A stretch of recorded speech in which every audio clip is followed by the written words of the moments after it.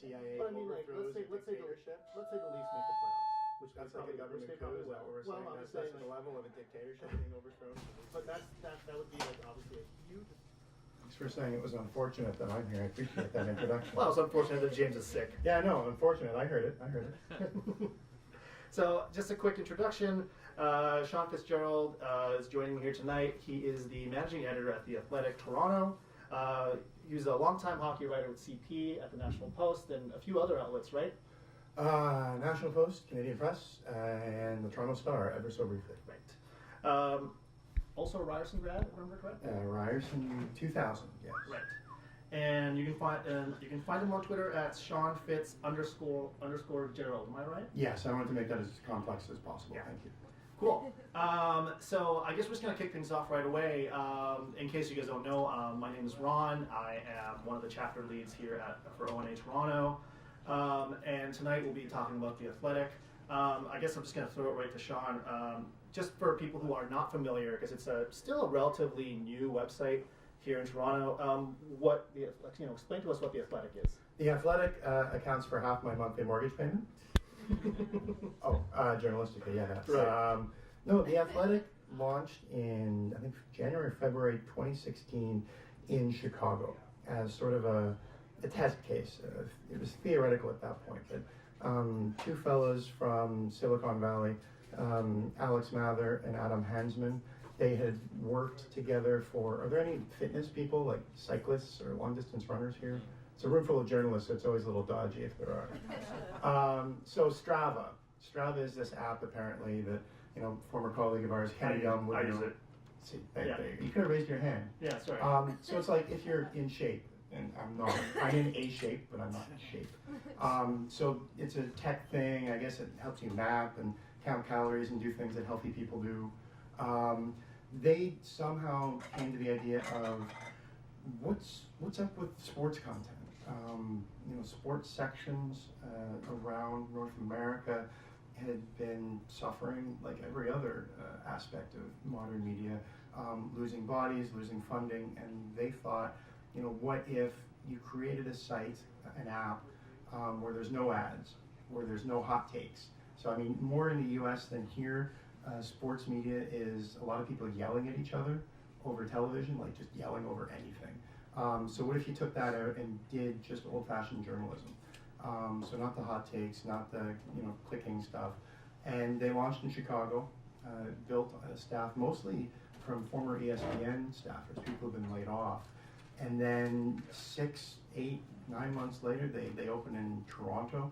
Just as the Blue Jays were heading into the playoffs, they hired John Watt, ex of the National Post, Eric Kareen, ex of the National Post, David Alter, ex of the National Post, Joshua Cloak, and a couple of other contributors.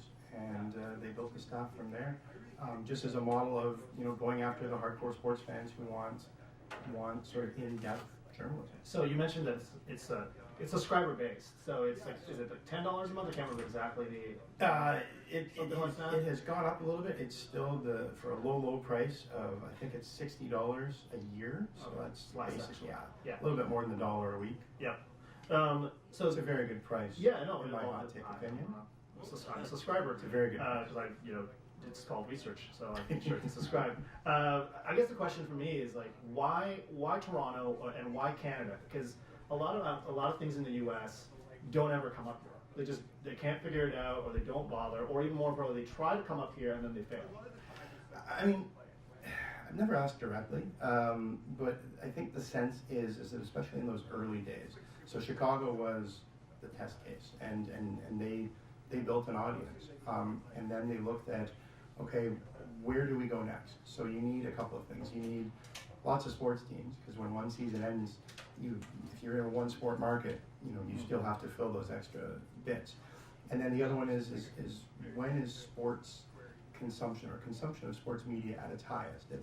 It's generally when the team's doing well. Like if I'm a fan of the University of Notre Dame football team, and I can tell you that watching them 3 hours every Saturday is often like watching a cute little puppy dog get kicked in the head for 3 straight hours because they lose. So I'm going to be less likely to read about them the next day.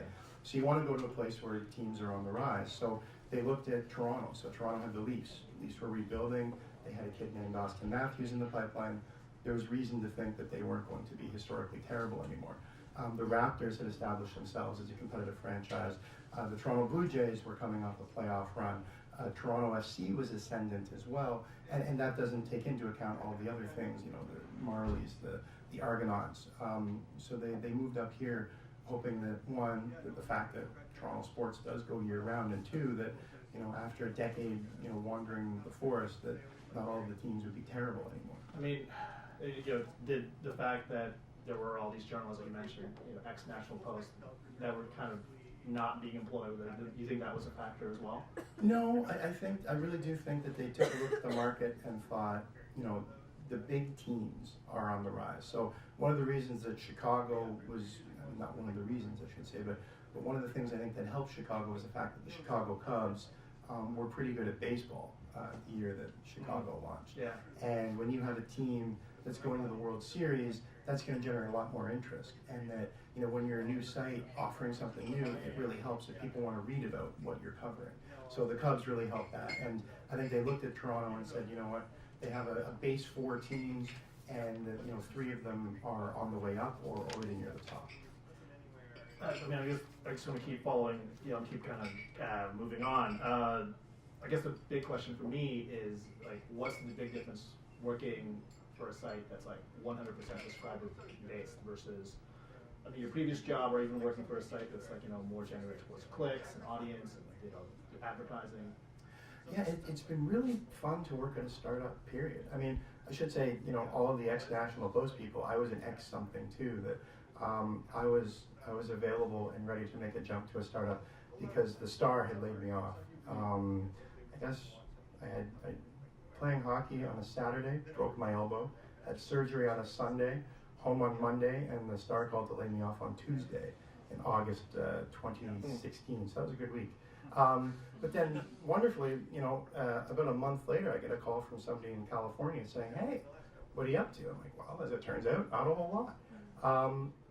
So going from, you know, a career in newspapers, 15 years at the Post, 9 months at the Toronto Star, to a startup, it's been interesting on a bunch of levels. One I found, and we were just talking about it, but the community, commenters, you know, don't read the comments is something that I grew up, you know, with a sticky note on the desk saying, don't read the comments.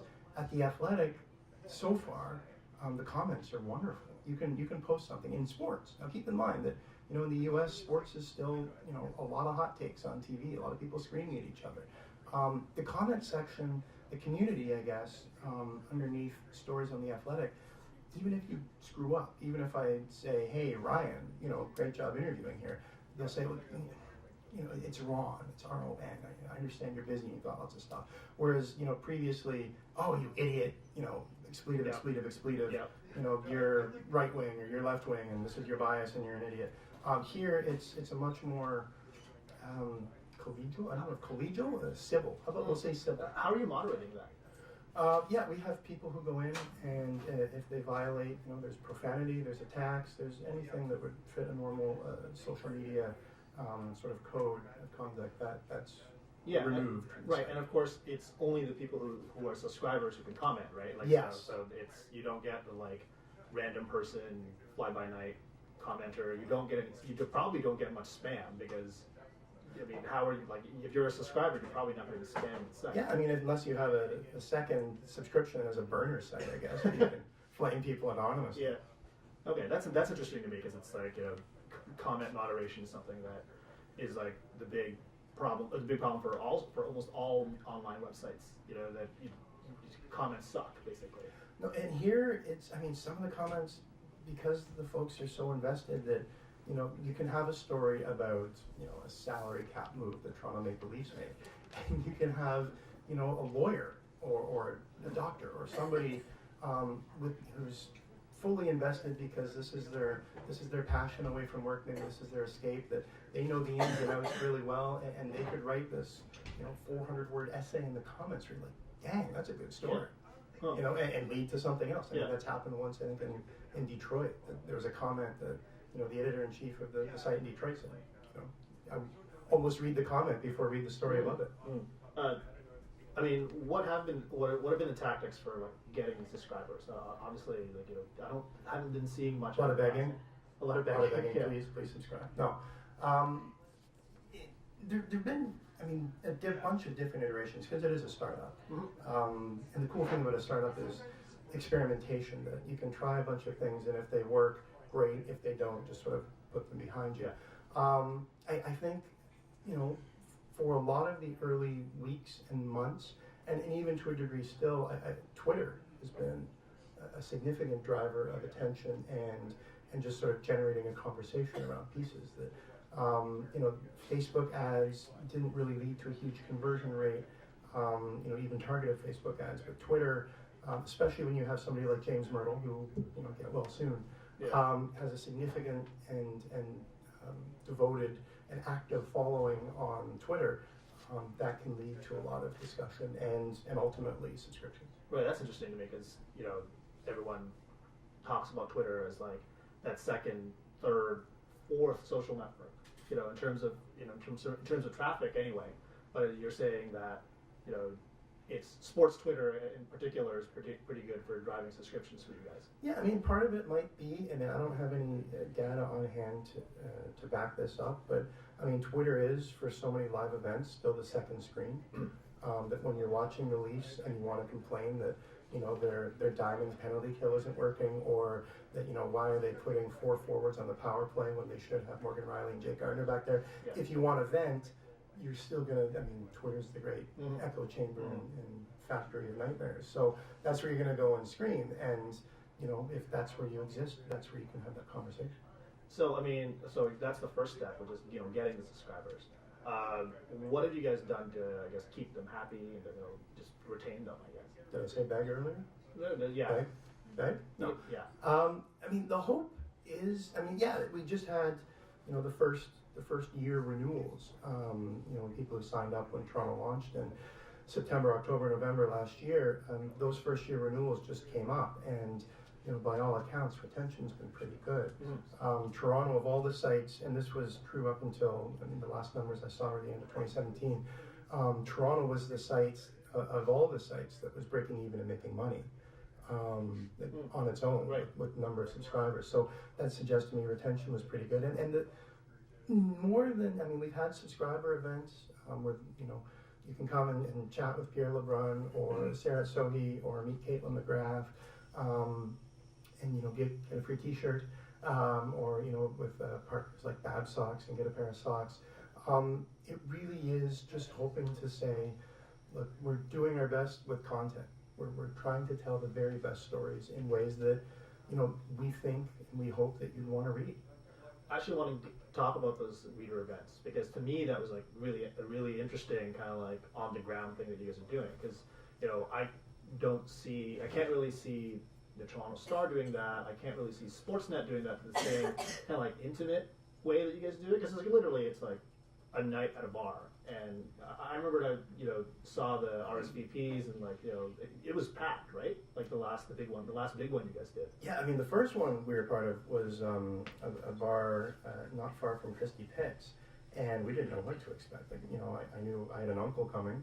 My mom sent her regrets she couldn't make it, so we're like, who's going to show up? We're just sort of sitting there an hour before and sort of tapping your fingers and hoping, and then 20 minutes after scheduled start time, like, I don't want to name the bar because I think it was a fire hazard.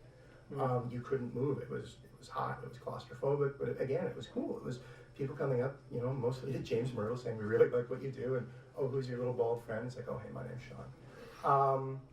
But yeah, so they moved to a bigger venue downtown, down by the Rogers Center. And it was pretty full. And it was to see, you know, Pierre LeBrun and Myrtle and Juhacek and, you know, Caitlin and all those folks down there.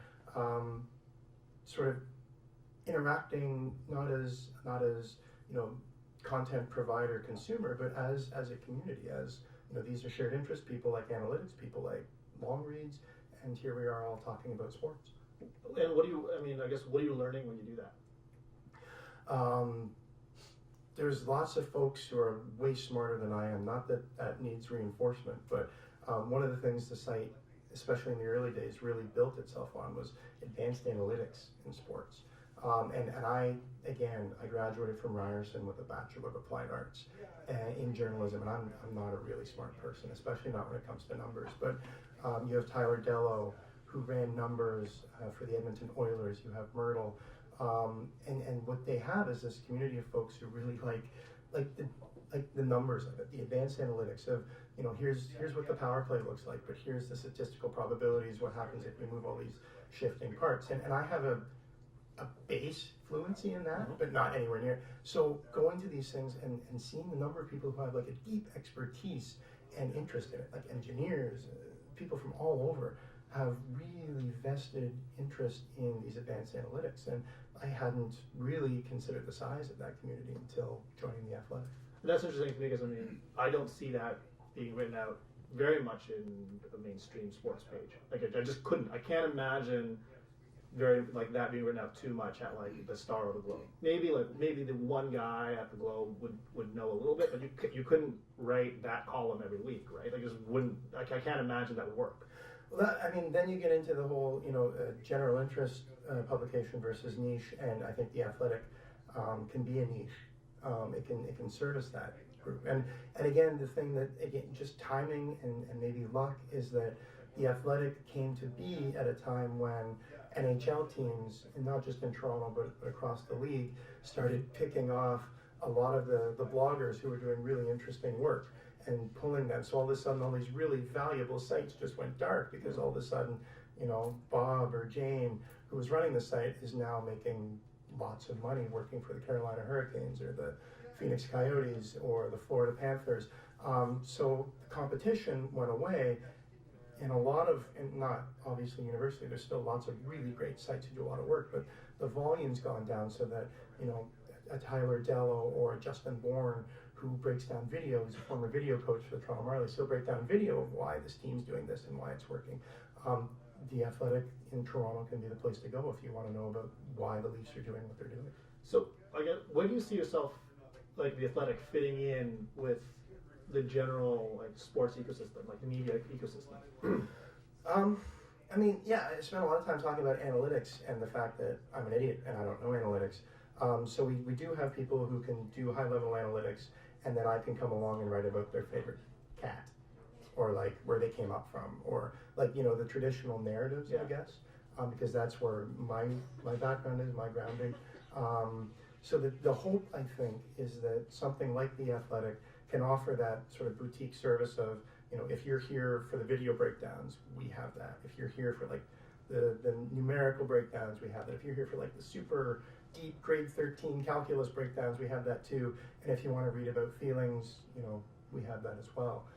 So that it can offer, a range of stories and angles and bits of content for whatever it is you feel like that day. That's the hope. Yeah. When you draw it up on the chalkboard, that's what we come up with. But, again, because it's a startup, it's not going to work out like that every day, but I think that's the hope. Right. I guess the question I want to ask also is you went from Toronto to basically opening up a bureau or a version of the Athletic in every Canadian city that has an NHL team. What was the kind of the strategic thought behind that? If you could share some of that, at head office. You're gonna get me fired.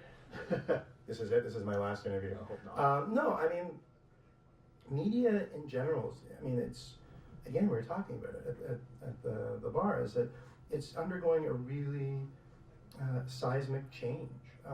It's reshaping itself. It's molting. It's changing its skin.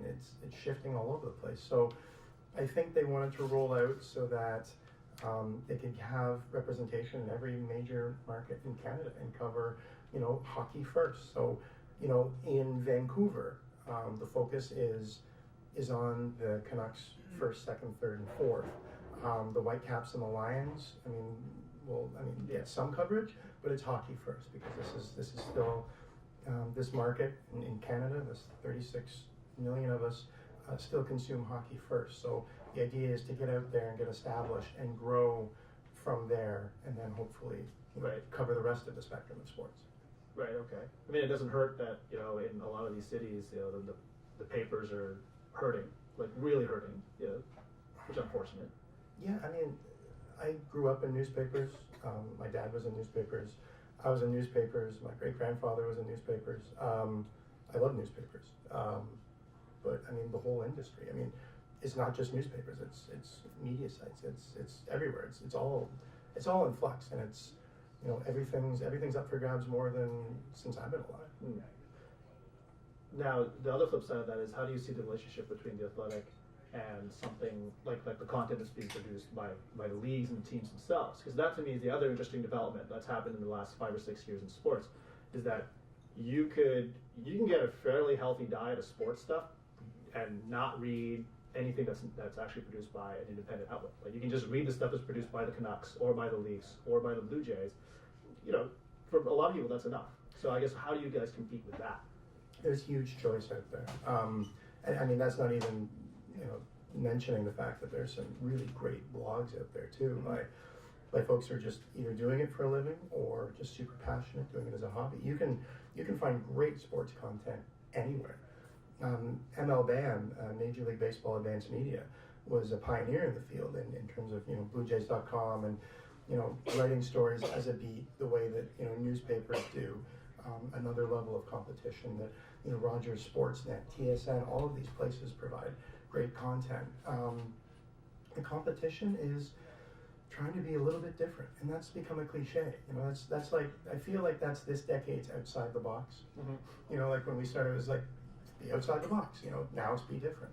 But doing things like, you know, the advanced analytics, plus the fact that, you know, we're not beholden to, you know, providing X number of pieces of content every week. That, you know, we just had Scott Wheeler ride a bus with the Brampton Beast for 5 days, which sounds like hell on earth, and was hell on earth, and then spend, you know, 20,000 words talking about it. Like, that's, again, experiment, because it's a startup and you're free to do that. And he did a heck of a job, and it was one of the best read stories already of the year. And, you know, there are constraints elsewhere where you do have to follow this team every day and provide this, because that's what your audience expects. You know, we have the flexibility to try a bunch of different things. And, you know, if this is a super long form about the ECHL team you never knew you cared about, then so be it. So what hasn't worked? I mean, you mentioned things that have worked, the reader events, you know, long form features on certain things, the analytics stuff. What hasn't worked? Like, you know, it's been a year and a bit now. Has there been anything that you've tried for 6 months and just been like, nope, the audience doesn't want it? Literally every story I write doesn't work. It's awful. I can't read it. It's like when you're transcribing an interview and you hear yourself on tape, you're like, that is the dumbest question I've ever heard, and it's my voice. I think generally speaking, and again, it's changed, but, you know, in the beginning, we thought, you know, wouldn't it be neat if we talked about the different layers of content that you can provide? So it's high-level analytics, and then sort of James Myrtle's able to blend that with traditional narrative, and then you have the broad features. What if we do granular? So, you know, every single roster move by the Leafs is broken down, every injury. Found that didn't really stick as much. That like the real, you know, this happened at practice today. They ran this drill, and then this person got injured, and they sent this person down. And doing that as a blow by blow is a notebook. Is something that for us it didn't work. So we sort of did away with that concept pretty quietly, maybe a year or so ago at this point. I've got a few more questions, but I think I'm going to open up to the audience pretty quickly, so get ready for that. Yeah, I mean, are there any plans for audio and video? Are you guys pivoting to video anytime soon, or is sticking with print, which seems to have worked so far? I think the plan now, and again, I'm not in San Francisco, though it would be lovely to be there today. Head office is in San Francisco, so that would be slightly above my pay grade, but I mean, the focus, that's the messaging that's come down is, yeah, just do the words. Like, do the words and do the best words that you can. So that doesn't mean that, you know, if you are covering the Leafs, that you have to write something, you know, 2 or 3 times a day. If you take a week or 2 weeks to do something that'll resonate, that'll hit, then, you know, feel free to take that time and do it. Cool. That was actually one of my last questions, so I'm just going to open it up to the audience really quickly.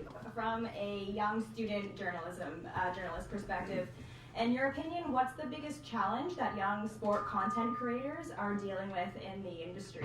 You know, being young in this environment is a huge advantage because, I mean, the place that you could end up working at might not exist right now. That, I mean, you're coming in during a time of huge transition where traditional players are reevaluating, repositioning, and things like The Athletic are popping up. So I think that's really exciting. And the democratization of who controls the message and who can type words is also changing.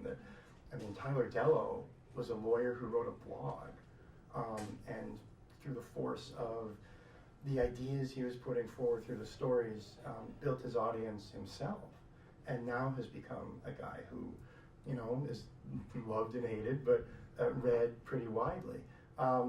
So for young folks, I really do think it's ideas. Maybe finding, if we're in sports, finding a niche that if you become an expert in one field, eventually you'll develop an audience. And I think that what the value will be moving forward to a company is the audience that you can bring. That if you are the expert on GTHL, like how many kids are playing GTHL? Like 50,000 kids. So that's 100,000 parents. That's 400,000 aunts, uncles, grandparents. That's a significant audience. So if you become known, just as an example, as the person who knows who the next great 13-year-old is, who's going to be growing into the minor midget prospect that the Peterborough Petes are going to take first overall, like there's value in that. And if you tell that well, you develop an audience, and that audience and you becomes valuable to a Rogers or a TSN or The Athletic, who are looking to build their own audience through your expertise. Well, social media is now super important in how people receive news, like young people, old people, everybody. So how does something like The Athletic, which has a payroll, navigate the tricky waters of social media and promotion compared to someone that does not have a paywall? I wish I could say we had something that was going to sort of shatter the world on it, but if you search The Athletic on Twitter right now, like the Athletics Cleveland, The Athletic Toronto, The Athletic Minneapolis, Dallas is opening later this month, New York City's coming online. It really is a huge focus on Twitter right now. Through links, through conversations with, the Pierre Lebruns, the Ken Rosenthal's, that, we're talking about audience with the previous question. Those folks have audience and are bringing them to the conversation around The Athletic. So Ken Rosenthal has however many million people on Twitter that he can discuss. Pierre Lebrun has a few 100,000. Myrtle, those folks bring those audiences into the tent, I guess, for lack of a better term, to discuss what it is The Athletic's doing and the content that's going up. I do want to follow up with what's the best way again to maintain that audience? Like what are the 2 or 3 tips that you've got once you have an audience of no matter how small it is, like if it's 5,000, that's a lot of people. How do you, I guess, what are some of the best practices for just kind of keeping that audience loyal and happy? The product itself is really simple. Like if you check on the app, there's no pop-up ads. Like you're not gonna load The Athletic on your desktop computer at work and have a really loud commercial come up and start playing, and everybody in the next cubicle is looking over, knowing that you're goofing off. It's clean. There's no ads. There's no pre-roll video. It's just words. So I think that this is going to sound a little bit maybe naive, but I think the best way that we found to retain customers, to retain audience, is just by focusing on that, focusing on the words, servicing the audience. We don't necessarily chase clicks. If there's big news, yeah, we have to be on it. So we don't chase the clicks, but we feel a deep responsibility to the folks who are literally signing our paychecks, that the people who sign on for a reason, and we believe that it's because of good journalism and sports journalism. And if we can provide that to the best of our ability, that the hope is that they'll hang out with us. I was wondering if you could actually talk a little bit about who the audience is, and if you find that you're getting any audience members that would be considered non-traditional sports fans. I really hate to use that term. Had Myrtle not been ill, you would have had the executive vice president of Canada. So you get far lower down on the corporate ladder. So my scope of expertise isn't as broad as James's. But speaking in Toronto, the folks who are driving the bus right now are hockey fans. It's hockey first, second, third, fourth, fifth. Leaf fans. It's just such a dominant force. And maybe that's because, are the Leafs good? Yeah, they're pretty good. And that helps. Had we been here, had this launched in Toronto 8 years ago when people were throwing waffles on the ice, it might not be so great. But as it happens, Austin Matthews, William Nylander, Mitch Marner, these are all becoming very quickly household names across the GTA, which then fuels avidity, which we've then found drives folks to the site. Now the Raptors, the Blue Jays are also significant, and we tried, we've tried branching out. I have tried, minor hockey to see what kind of audience is there by writing stories and seeing what reaction is. But I mean, right now it's Leafs. Leafs are driving the conversation. Do you guys have opened up in a market where the teams aren't good? Your hometown. My hometown, yeah. Vancouver's Canucks are not good Canucks at are hockey. horrible. The Canucks are not good at ice hockey. They may have one good player, but what's Well, that? They have two, but they're 100 years old. Right. Combined. Yeah. What's that been like? I think that, in markets where the team's not doing well and avidity's sagging, that's not great. But on the other hand, you have a market like Edmonton, where the team is this sort of roiling inferno of fan discontent every night because they're just awful. The opposite's also true, that people want to sign up and see why the hell is this team really bad right now. But yeah, it's the middle ground. It's I think Vancouver, it's safe to say, would be a little challenging right now. Maybe Ottawa, but in general, Canadian teams aren't doing horribly. I mean, Winnipeg's doing pretty well on the ice. Toronto, Montreal, again, a middling team, but we offer French and English service out there, so that's also been a pretty good market. Hi, I'm just curious to know what your favorite part about reporting sports is. I mean, all of your Twitter feeds, if you're sports people, it's people complaining about the 30-hour trips to South Korea for the Olympics. I love the Olympics. I would give up anything to cover the Olympics full time. Like if Carrie Gillespie at the Star ever wins the lottery and buys an island somewhere in the Caribbean and leaves her job as the amateur sports reporter at the Star, I would cajole, I would protest, I would do anything I could to get that job, because I think amateur athletics distills down to a very sort of fine picture of what it is that I love about sports. Is that I like analytics. Like I said, I have a base fluency in it. Roster moves are interesting to me. But this is just speaking for me personally. What's always appealed to me about sports is the way that sports can make you feel. And not just make me feel, but like, if there was an important game up here on the screen that, it would connect us all somehow. Whether you love the Leafs or hate the Leafs, or whether you're watching Team Canada, Marie-Philippe Poulin in Sochi 4 years ago, the crowd scenes from the bar where you're all going up and losing your mind, and the stories that, who those actors are, that, where did Marie-Philippe Poulin come into this conversation from? Megan Augusta is a police officer in Vancouver, and she's going to her third straight Olympics. Like, these are real people. So that's why I love amateur sports. But I mean, pro sports is interesting too. Granted that generally speaking, a lot of the athletes have a bit of a narrower life focus, but they still have interesting stories because they're still human. And it sounds like a bit of a cliche, but the human side of it's always what's interested me, because why else would you care about sports other than, how they make you feel? And, when you're watching Notre Dame on a Saturday, why you want to throw your remote control at the flat screen TV that cost you a few $100s is because it moves you to feel something. And that's what I like about sports. Touching on the comments earlier about serving the audience, not necessarily chasing clicks, but also testing ideas and abandoning those that don't work. How do you measure success? Just because it generates a lot of comments, maybe that just means, the story hit a nerve somewhere, but it doesn't necessarily represent a broader interest. I think engagement is a pretty good start. You can follow, tweet engagements through analytics, certainly comments. We can track how many subscribers will read a story, but we can also track how many people crash into the wall. So how many people see the link on social media, or, my mom who hasn't subscribed will click a link or something, and that hits the wall. So you can put all those numbers maybe in a bit of a stew and see, okay, this seemed like it hit. Maybe, do we start looking at that, or see how this range of stories fares? And I think that's a pretty good test at this point. Is that wall being fine-tuned at all? Because I know, for example, with something like the New York Times or the Washington Post, they will take down the wall temporarily for like big events, so that because they feel like there's a public need, and also probably because it's a marketing thing where they know it's like, if people know what kind of stuff we're providing during a key event like the State of the Union, then maybe we can get a subscriber out of them later on.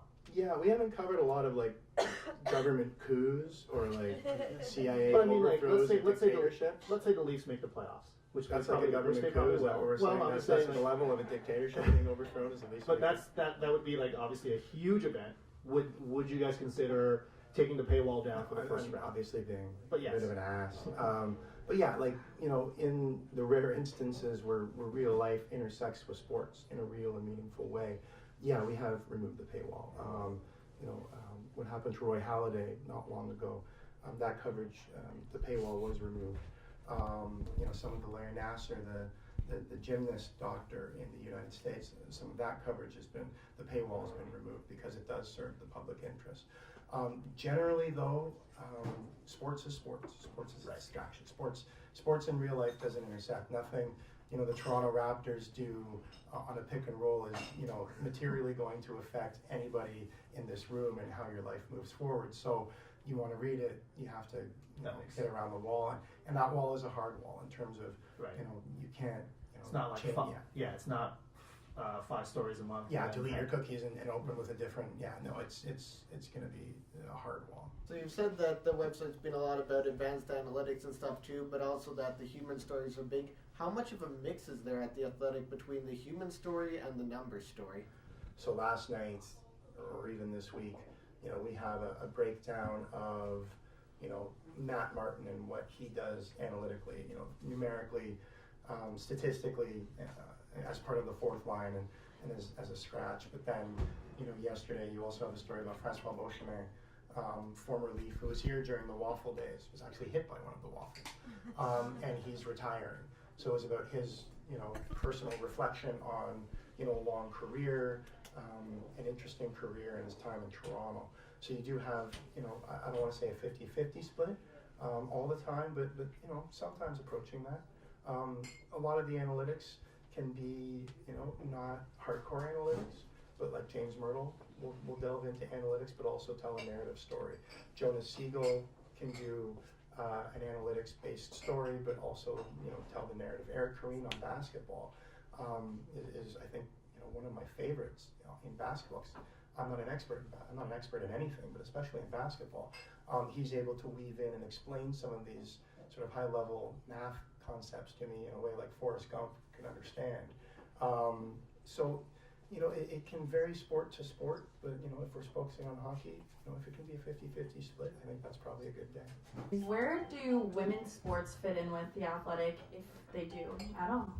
Vicky Sonohara, former Team Canada veteran, and just a wonderful. Sorry, I know this is not exactly the question, but one of my favorite interviews. The things she had to overcome to basically build a sport that didn't exist. The first World Championship team. She had to pay $500 to stay in a hotel in Mississauga so she could try out. Like, that's where it was at that point. She played in the first World Championship with 2 impacted wisdom teeth, and her face was so swollen that she couldn't get her helmet on. But there was no way in hell that she was going to miss that because it was the first. We don't cover the CWHL as an everyday beat, but we cover the CWHL. We get out there as much as we can. The thing is right now is that the Leafs really do drive the bus. We do CWHL. Caitlin McGrath is a tennis nerd. She's the one who stays up until 4 o'clock in the morning watching the Australian Open. She's the one. So she writes a lot of tennis, both men and women. In terms of amateur athletics and the women competing there, I'd love to do that. So we do try, but we're not at the CWHL every day. We aspire to that, but we're not there yet. This is a platform that caters more towards the hardcore sports fan. Do you think this is the start of more platforms like that coming up that are less catered towards people who just want to know how the Jays have been doing over the last few weeks? Or if you're going to pay $60 a year, over the course of 52 weeks, that's not a lot, but it's still $60. Like you gotta love sports, or have an interest, or have a gambling problem to know what's going on. I think it is hardcore right now, but the hope would be that you're able to broaden it out, that you're able to reach more general interest. I am, when I count myself as a hardcore, I think I'm more general interest, that I just love reading good sports. I can go down a rabbit hole of, you know, every time you save a story on Twitter, every time you like a story and go back and read it, you know, that can be 4 hours of just reading fantastic long reads or really interesting columns. I think that's the level that you want to aspire to, that you're able to have something that appeals to anybody who has any interest in sport at all. I was skimming through the site and I was like, I want to read that. Don't know anything about that team or that athlete. The New Yorker has this magic power that all of a sudden you can become deeply involved in the process of refining salt at a tiny factory in Provo, Utah. And you're suddenly invested deeply into the managers and the people working on the floor. And after 15,000 words, you're like, did I just really read 15,000 words on salt production in Provo, Utah?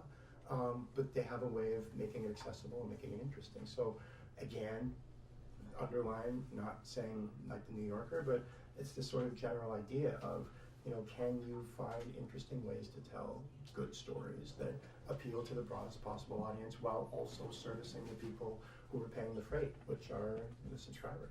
Considering The Athletic is in growth mode and you've been expanding in different markets, what kind of lessons have the team learned that you might be familiar with in terms of going from market to market when you open up? There are different subtleties in every market.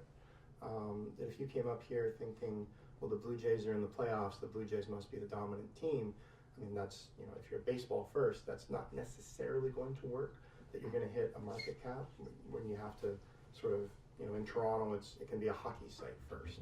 But in Dallas, like, you know, Dallas Stars, God bless them, but that's Dallas Cowboys. Detroit can be a bit more of a blend because Detroit's all kind of terrible right now. But, you know what I mean? Like, it can be a blend of all sports. I think focusing on core competency first is probably the universal. What is the biggest, most avid sort of readership at that point, and make sure that, you know, you service that very well as soon as you possibly can. Do you get a lot of like cross city fans, like someone who subscribes and somehow like an audience that reads multiple? If you do subscribe to, say, Toronto, you get access to every site, and on the app, it's basically, you know, like, you know, what they keep talking about Canadian cable is going to do one day, pick and pay. Yeah. That you can sign up in Toronto and say, I like to follow the Leafs, but also literally every other NHL team. And that's all you're going to get on your app. Yeah. That's what your feed is. But if you say, I like the Leafs, the Philadelphia Phillies, the Arizona Coyotes, the San Jose Sharks, and the Los Angeles Rams, then that's what your feed is going to be. Is the part of what these guys are doing is you can tailor to your very specific wants and what you want to read.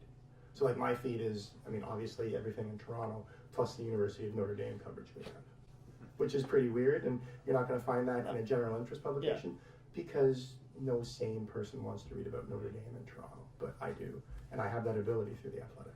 Especially for those big market teams that you were talking about, with so much, like, say for example, a team like the Cleveland Cavaliers, they have so many different organizations that are there with reporters, and there's so many similar stories.